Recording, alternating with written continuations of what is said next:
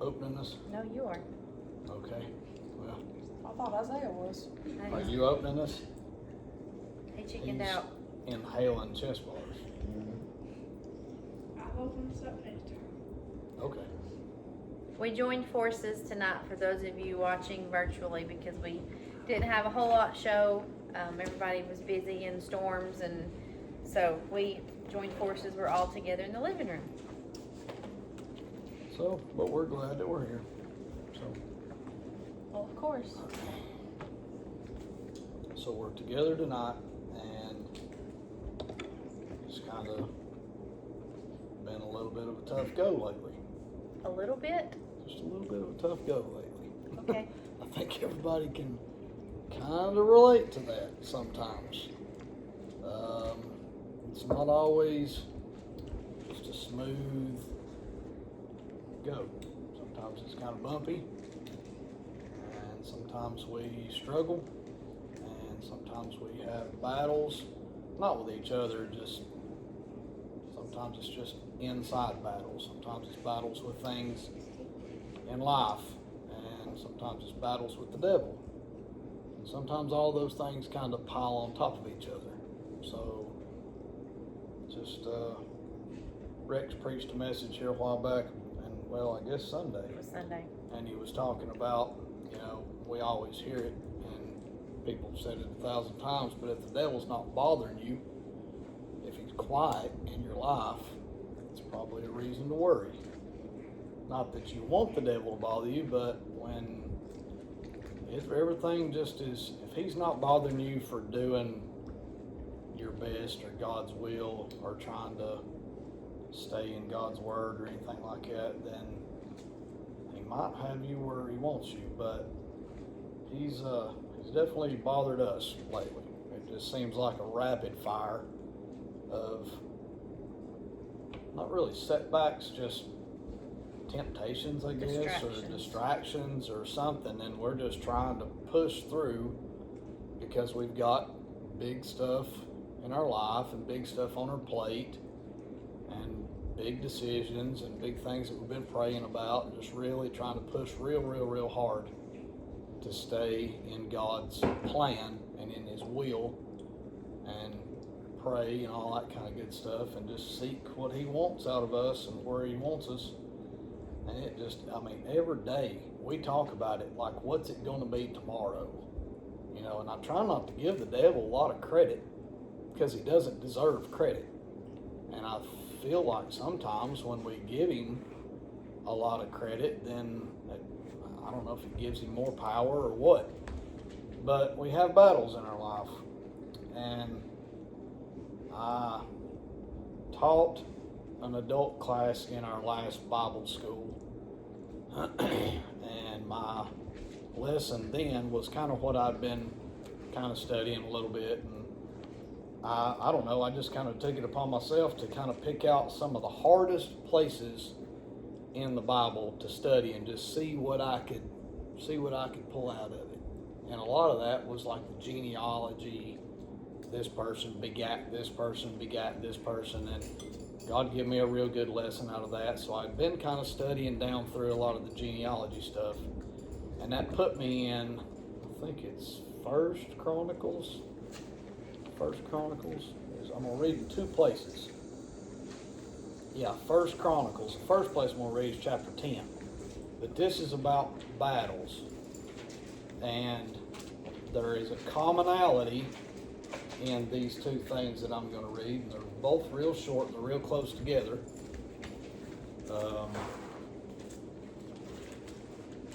What chapter?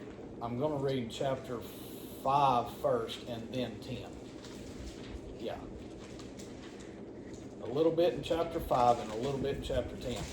So, the common denominator in these two, I guess, stories, parts of this story, this is all, First Chronicles, a lot of it is genealogy, and that's the reason why I was in it. I was reading down through a bunch of stuff and come across these two things, and one thing really stuck out to me as being the same, and that was the battle.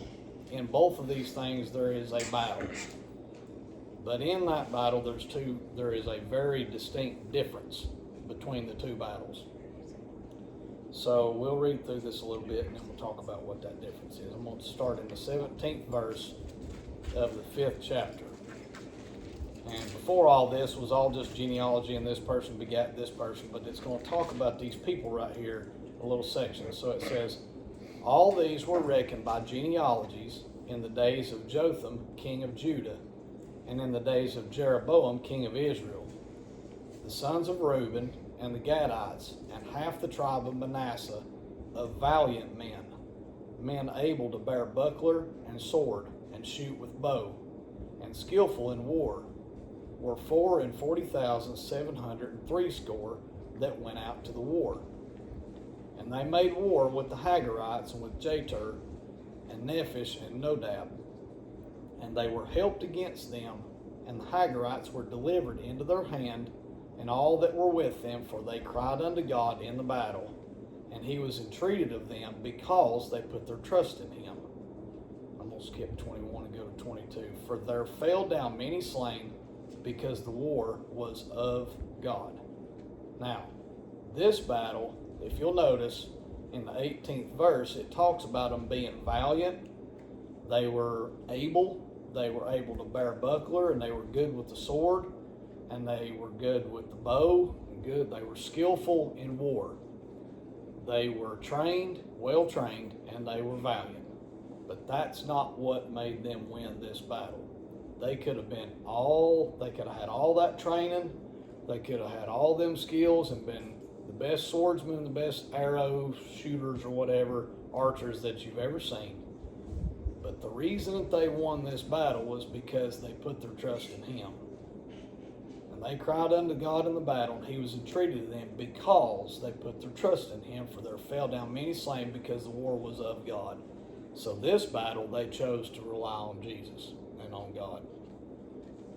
So that's a choice.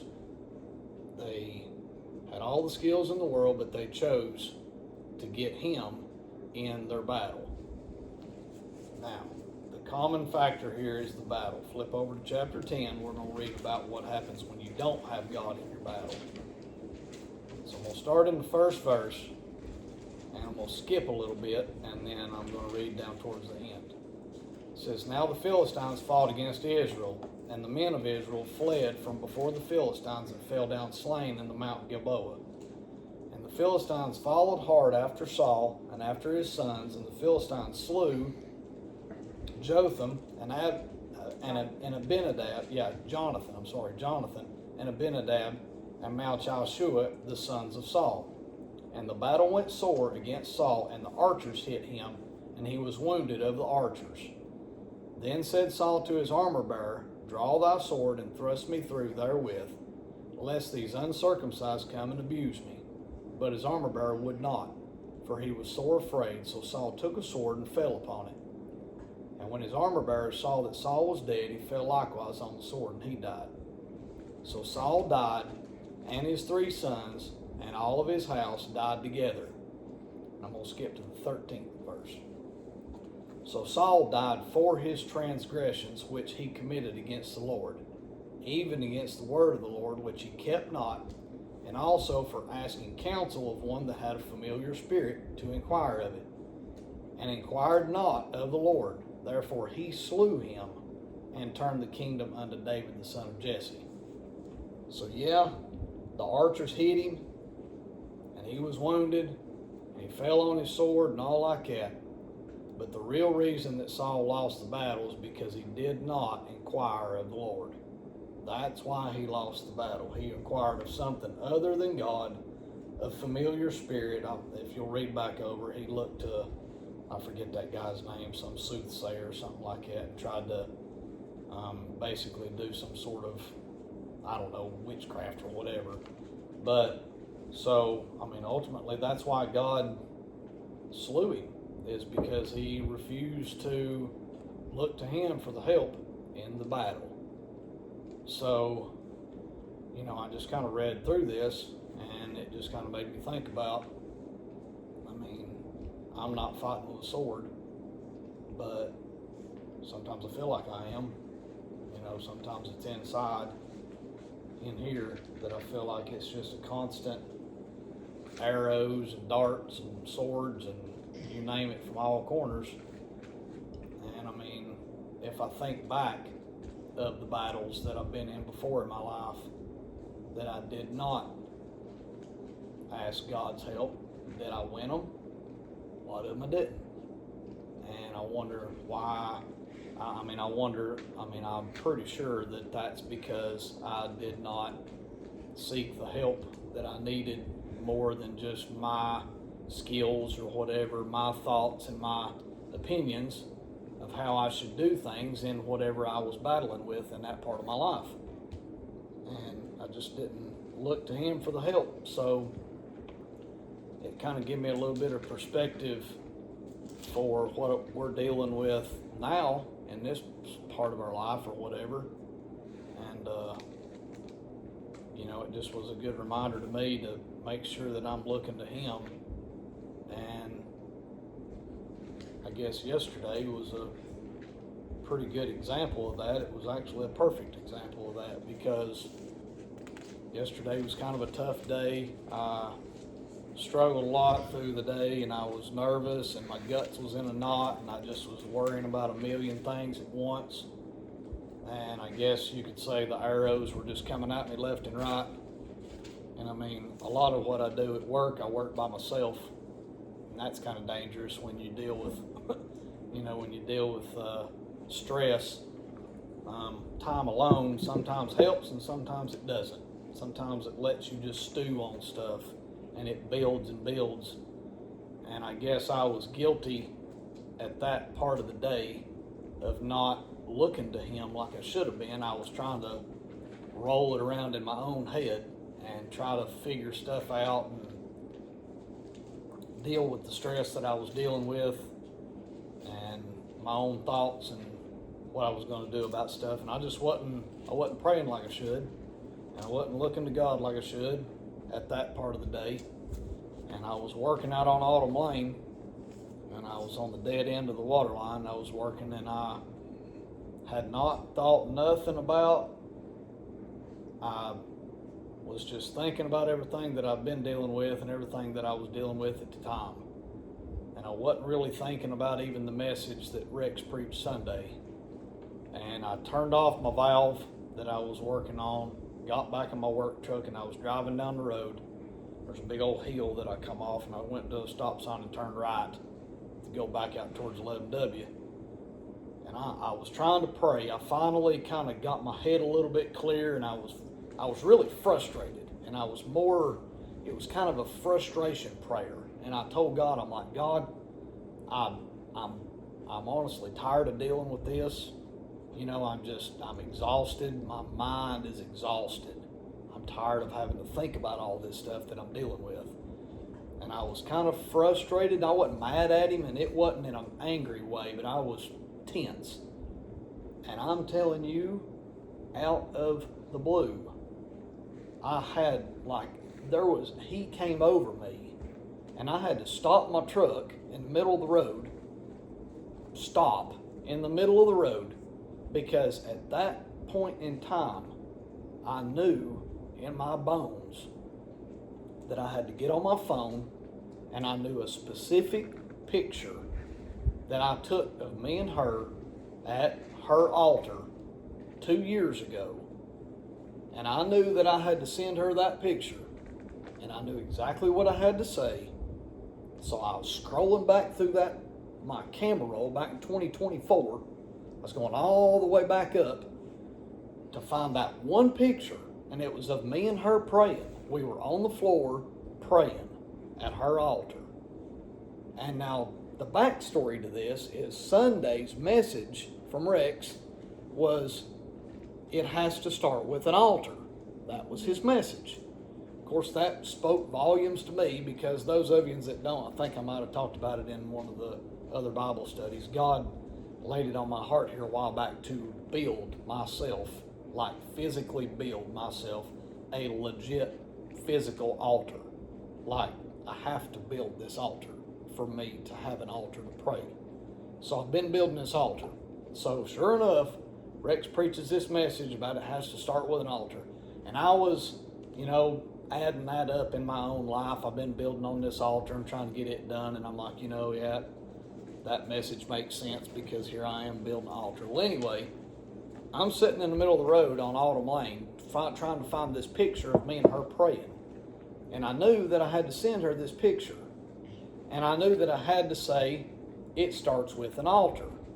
Because most of you know a lot of our story. We had a lot of struggles. And the moment in time that all of that turned 360 degrees was that moment, that picture that I have of me and her praying. That's when it happened, at that altar. So I sent her this picture. So I've got my phone, and I'd been battling all this stuff, and I'd kind of left God out of it a little bit, and I stopped my truck in the middle of the road, and I found this picture. So I've got this picture. So in Facebook Messenger, you can't really type something with a picture. You have to send a picture, and then you've got to type and send it right behind it. So I sent this picture, and I typed, it starts with an altar. And I'm telling you, the messages done this in midair, like this. They passed each other because she sent me a picture of her altar, and she texts me, it has to start with an altar. The exact same thing. The exact same picture that I sent her did this in the air. She sent it to me and I sent it to her at the literal exact same time. And she said that she was just in the sunroom, that had been cleaning out there for Bible study, and had to stop. I won't tell you part of the story. You're telling it Had right. to stop what she was doing, and she had to take a picture of her altar, and she had to send me that right then. Like, she hadn't been thinking about the message from Rex. I definitely was not thinking about the message from Rex. But I had to stop in the middle of the road, send her a picture of that, and text those words. And she sent me the exact same thing with the exact same words at the exact same time. People believe in coincidences. You'll never convince me there is an endless number of possibilities. It's infinite.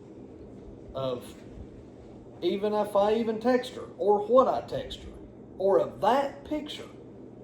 And that's what I was dealing with at that time. And she's been dealing with the same things. And I'm telling you, the messages passed each other in the air like this. And my phone dinged. I was still texting out.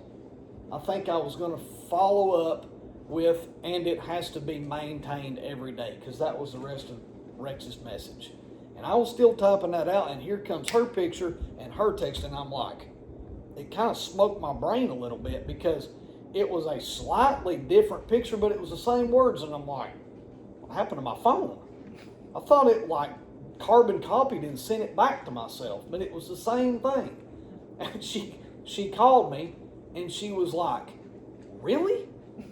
Did that really just happen? And of course, that was a 20-minute conversation. It blew my mind. It blew my carnal mind. But this in here knows exactly what happened. You know what I mean? So, if you don't include God in your battles, the arrows and the swords is not what's going to get you. But you're going to lose them. And if you try to fight battles on your own, and you don't have an altar somewhere that you can look to Him for guidance and for help, you can be as skillful as you want to, but the only reason why you win battles when it's these kinds of battles is with Him. That's just all there is to it. There's no other reason why you are victorious over Satan and over temptation and over evil and over whatever it is that you're dealing with, confusion, whatever. You do not win it without Him. And that's what I've been trying to do too much, is try to leave Him out of it, and I've been trying to figure it out on my own. Not completely, but I'm guilty of that. And I wonder why I'm stressed out. Because why do we stress over things that we cannot control? Why do we stress over things that He has the ultimate control of? We couldn't control. I can't fix what I'm dealing with if I tried. I have tried. I can't force it, and I can't make it happen one way or the other. So Saul tried. He lost the battle because he left God out of it. These guys over here, they were skillful in war. They won the battle, but not because of their skills, because God was in it. So where's that leave me at? And I tried to find it. Well, actually, I didn't try to find it, but I was thinking about it earlier. You know, and then there we are. We doubt God. You know, God, do you hear me? Are you still there? Or whatever. But he sends you in proofs that you cannot argue. Like, that may not mean nothing to y'all, but if that happened on your phone and I'm telling you, it blew my carnal mind, but this in here know exactly what it was. You cannot argue with that. You cannot make that up. So, that is just him saying, listen, you just need to pump the brakes and chill. Because I hear everything that you're dealing with, and I hear everything you're telling me, and all that you're, got going on. And you just need to worry about your altar, and just worry about keeping me in it, and sticking with what I know is right. So that's my little spiel. But that's kind of what he showed me and what I had to read. So. Well, when you talked about not having, like, you're not fighting with a sword, you are the armor of God. Yeah. I mean, you do have armor to fight battles, but you got to put your armor on, and you got to put it on every day.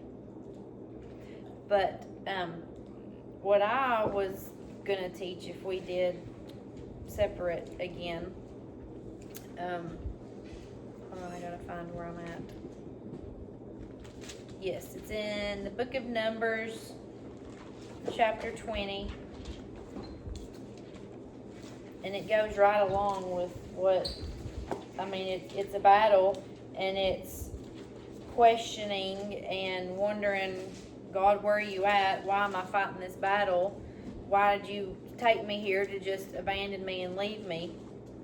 But it's Moses and Aaron and the children in the wilderness. And if you've read through that story, it goes on for a long time. For 40 years, they wandered around. And over and over and over, these children are like, oh, we're thirsty. We need water. We're hungry. You brought us out here to die. And they're constantly questioning, why did we leave Egypt? Why did we leave captivity to wander around to not have water? And they did not have any faith. There was no water for the congregation. This is verse 2. They gathered themselves together against Moses and against Aaron. So the two people that they trusted the most to lead them out of captivity, they go against them and they fight against them. And people chode with Moses and spake, saying, would God that we had died when our brethren died before the Lord. Why have ye brought up the congregation of the Lord into this wilderness, that we and our cattle should die?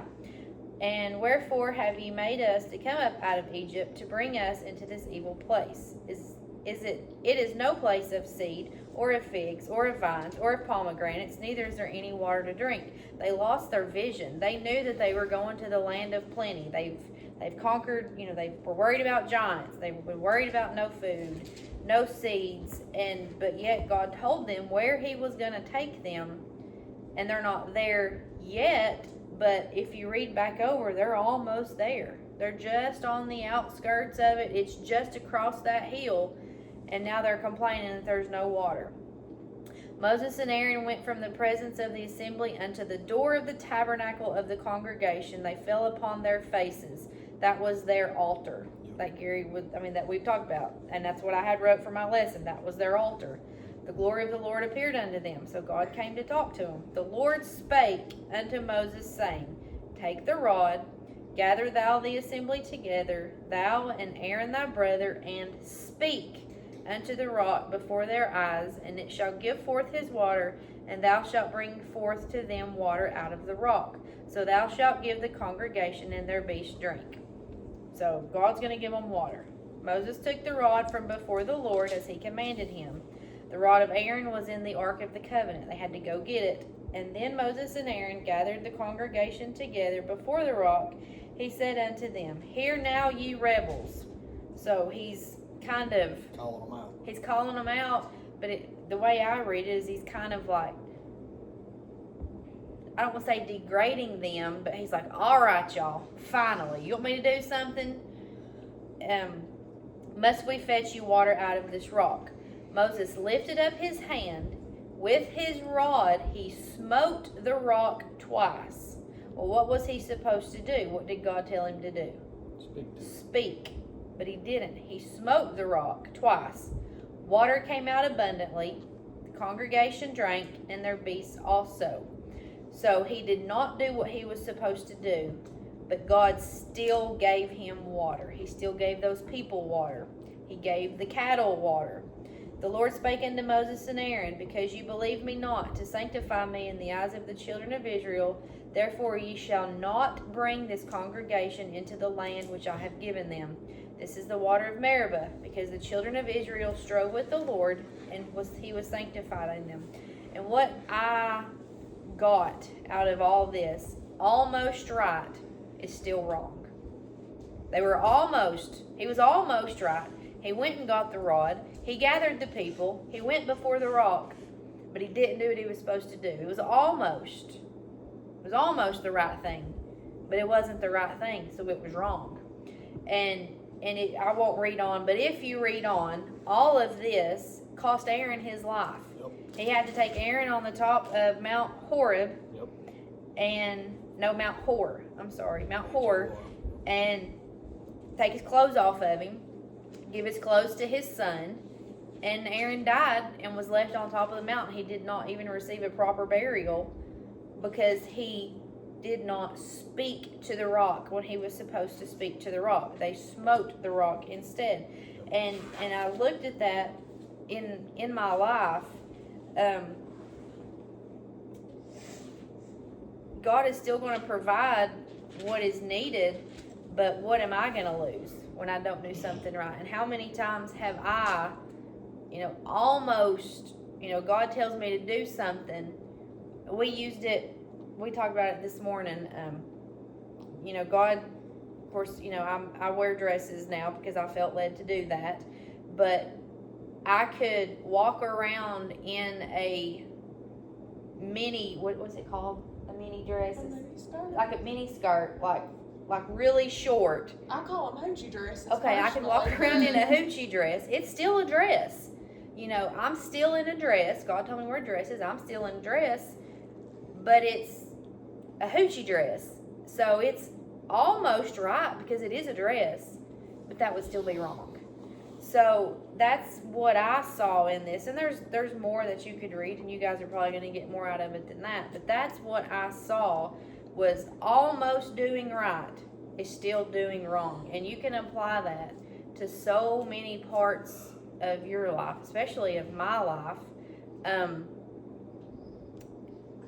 You can go through the motions and make it look like you're doing it right, but it's still wrong if it's just almost, but not all the way. And I mean, this cost people. Moses didn't get to go in the promised land, all because he did not speak and he smote. So when God gives us something to do, no matter how small and simple we think that it is, it could be major in his plan. And we don't know. We don't know God's plan. We don't know what it's supposed to do. But we got to focus on our vision. We've got to stay in his path, and that starts with an altar. I mean, that was where it was going. It starts with an altar, because if you get away from your relationship with him, how are you going to know what you're supposed to do when you're not on your altar daily letting him talk to you? Which again, an altar does not have to be one physical place. No. Mine's in the sunroom on the left-hand corner of the couch, and the blanket on me is my knee cushions because it hurts to kneel on the floor, so I've made myself a cushion. That's my altar. But there's been many a times that behind my steering wheel has been my altar. The kitchen, mopping, dusting, whatever I'm doing could be your altar. It doesn't have to be always one place. But that's where I was going with my lesson tonight, and I feel like it tied right in with yours because it always does, because that's the way that he works. So thinking about if 99% right is 100% wrong when it comes to the way God specifically tells us to do something. I mentioned building this altar. Now, granted, this is not, unless he's directly told you to do the same thing, it's not something that you have to do because God directly told me to do this. I'm not degrading anybody. I'm not putting anybody down for not having a physical altar that you've constructed yourself that you pray at. And that's not, obviously not the only place that I pray. But when he told me a while back to build an altar, because, and Rex talked about it in that message, back in the old days is the way we talk about the old Bible. When they went to construct the temple, the very, very, very first thing that they built was the altar. And they built the temple around that altar. Like they built the altar first, because it was the most important part of any structure. It was the altar. So they built the structure around the altar. So if I'm going to try to build a life surrounding him, well, how would I know what he wants out of me if I don't ever talk to him? And how would I ever talk to him if I never pray? And he told me to build an altar, and I have to do that.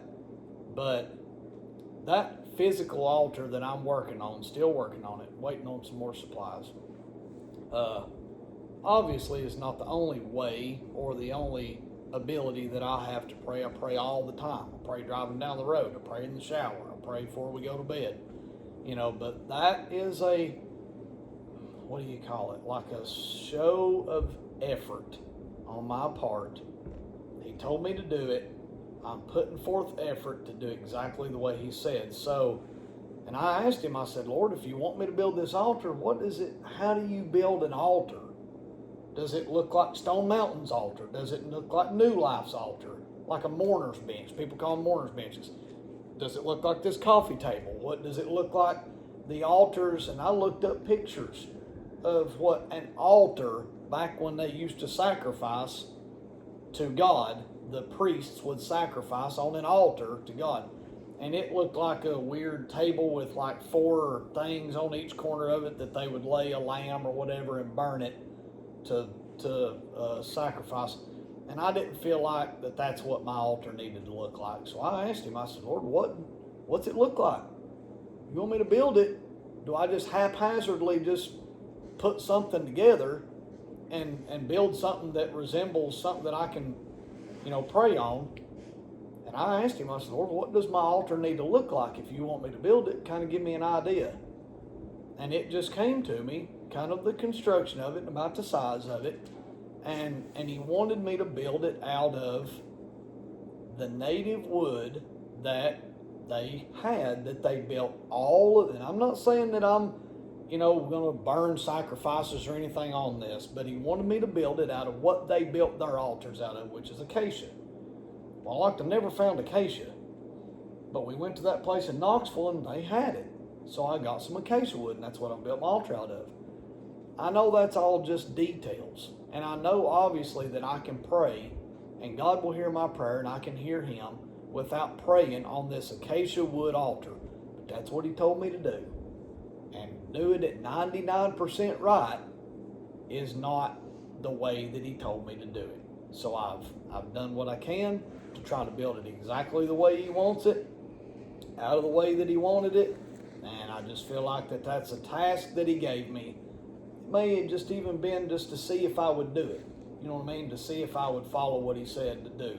So I've tried. But through all of this questioning, and not really questioning, but all this decision making and the things that I'm dealing with and stuff that we've got going on in our life and stuff like that, just life stuff. I've asked him a million questions about how do I do it? What do you want me to do? What do you want us to do? And the thing that he kept telling me, he would say one word over and every time I would ask him, every single time I would ask him, God, what's the answer here? What do you want me to do? He would say one word to me, fast. That's all he would say, over and over, fast. So I said, all right, if I'm supposed to build this altar and do a fast, that's what I'm going to do. Now that might seem like old-timey stuff, or it might seem like something that not a lot of people do anymore.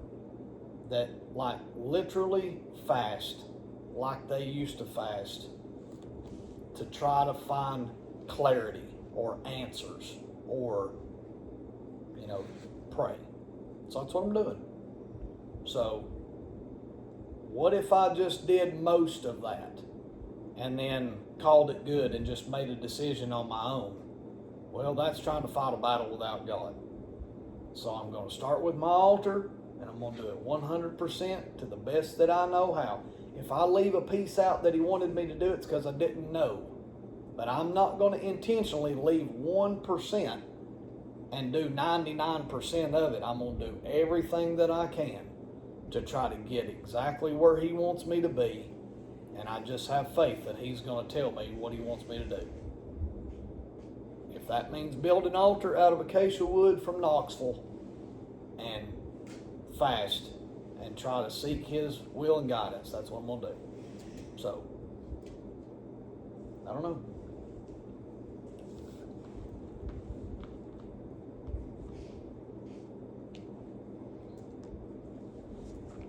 Has anybody got anything on their heart? I was thinking the whole time while y'all was talking, when I opened up last Sunday night about how that if you wash with dirty water, you're still dirty, but you gotta wash with clean water.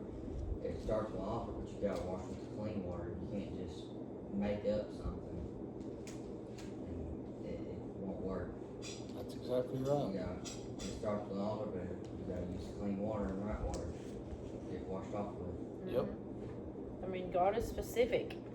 He is It's not open for interpretation like, a lot of times in healthcare, it's open for interpretation. It's my opinion, it's what I think, it's my educated guess, but that's not what this is. He means what he says and he says what he means, and we might get different things when we read scripture, but when God tells you something, that's what he means. It's not up to you to interpret what he means. He's specific. Yep. And had you built an altar out of cedar, it would kind of look like acacia. Yep. And you could probably fool me that that's acacia, and I would not know the difference because I don't know that stuff. But God would know. And almost right, and still been wrong. I read everywhere that I could find in, back when they were building altars and stuff like that. A lot of them was out of stone, but I knew that mine didn't need to be out of stone. I knew that mine needed to build mine like they called it Shitham wood. And I had to look up, I was like, how do you get Shitham wood? Well, it's acacia. That was their word for acacia. So that's how I found out. So, I've got lumber laying everywhere. I've got poplar boards all over the basement. I could have easily built even the style or the design or whatever that he gave me. I could have built that out of poplar, but that's 99% of what he told me to do. So I don't think that he would have been pleased in that. No, because it wouldn't have been right. No. You got dirty and clean water. Dirty water still water. It is water. It's just water, and you can still wash off with it. You can say that you're clean. Still got germs, bacteria in it. Clean water's clean. Yep. Keep it clean. That's right.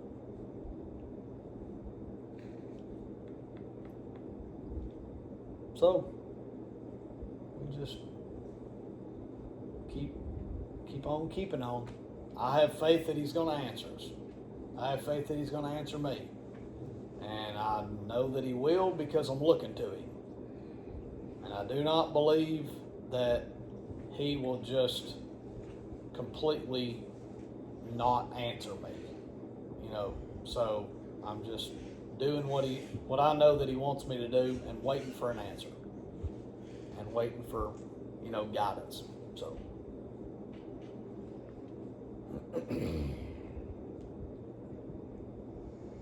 yeah.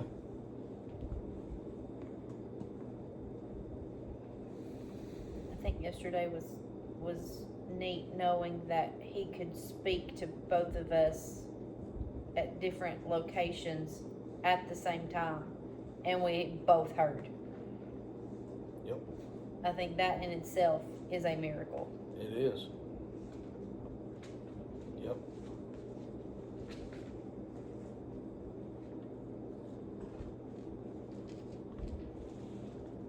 I appreciate the scripture. This is something I've been pondering this past week on my own about Moses smiting the rock and speaking to the rock.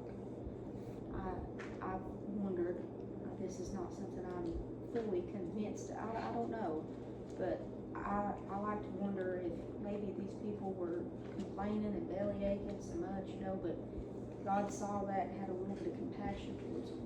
And he was trying to respond in grace and in mercy, you know, well, just bring them all together and speak to that rock, and I'll give them what they need, you know. But Moses and them took it, and it says, "Here now, you rebels, must we fetch you water?" You know, well, that's big words. I mean, God's the one providing this. Yep. You know, that alone, and I mean, maybe reading too far into it, but and smiting, it's definitely not speaking. That's more aggressive, an aggressive approach Yes. to, you know, and when God tells you a way to do it, you know, you gotta be careful, and Yep. there's a right way and a wrong way to go about God's will. Yep. Rex says all the time you can easily offend the Holy Spirit. Oh yeah. Imagine that trek, because God directly told Moses to take Aaron on the mountain, take him up there and strip his garments off. And Moses knew that Aaron was going to die on top of that mountain. Like, he knew that. Imagine the walk up that mountain, and imagine the guilt that Moses felt, knowing good and well that because of him and his disobedience, he was going to have to take his brother's garment off, give it to his son, and his brother was going to die on that mountain. And that's exactly what happened. And then leave him. And leave him. Left him up there. And Moses walked back down the mountain with Aaron still up there on the mountain, dying. And Moses knew that he was the reason. That's wild. Take Aaron and Eleazar his son, and bring them up unto the Mount Hor, and strip Aaron of his garments, and put them on Eleazar his son. And Aaron shall be gathered unto his people, and shall die there. And Moses did as the Lord commanded, and they went up into the Mount Hor in the sight of all the congregation. Moses stripped Aaron of his garments and put them on Eleazar, and Aaron died there in the top of that mountain. And Moses and Eleazar came down from the mountain because of Water. Water. Because it's something as because simple. God told him to do it a certain way, and he did Yeah. not. He did it 99% right. Now, some people may say that's pretty harsh. God has a plan and a reason for everything. Who knows why God wanted him to do it the way he did it? That's the mind of God. We don't know the mind of God. We don't know all the inner workings of how he wants us to do things. But well, I tell you, we ought to look to him and ask him how he wants stuff, and then when he tells us, be real careful to do them just like that. Because that costed it costed Aaron his life. So. And it costed Moses not going to the promised land. Yep. And when all the congregation saw that Aaron was dead, they mourned for Aaron 30 days, even all the house of Israel. So they all saw and knew why. Yeah, Moses never got to saw the land that he fought so hard for. Nope. I mean, that was What did it his. say? Everybody 28 years and down I think it was got 20. or maybe it's 20. I think it was 20 years and and down got to go in. except for Caleb and Joshua. Joshua. Because of their faith, they got to go in. Yep. Yep.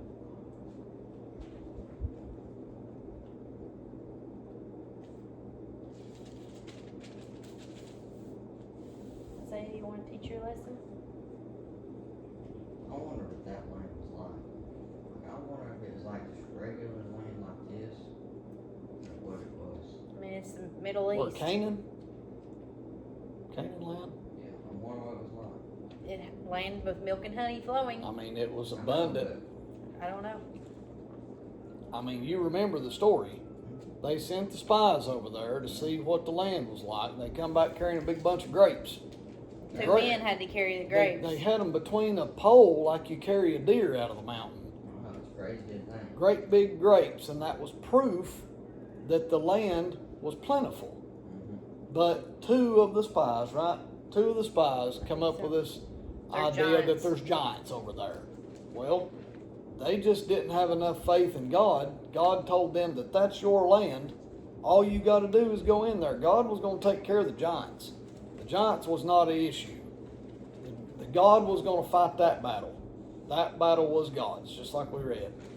But they got all weirded out because of these giants over there, and he let them wander around in there for 40 years. And half of them didn't even get to go in I just wonder because of what- their lack of faith. I don't know. It was, Like, I wonder if there was there actually milk and honey? well, yeah, I mean, I I mean, I'm guess. sure they had honeybees. Oh yeah. I've not seen any grapes that get that big. Well, or it was just a representation of plentiful, bountiful land. It was a Yeah. paradise, not heaven, but a paradise to them. Because they've been stuck in Egypt Yeah. as slaves.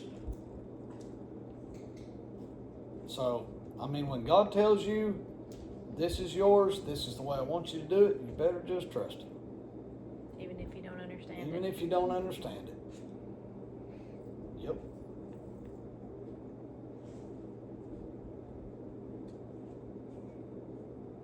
Yep.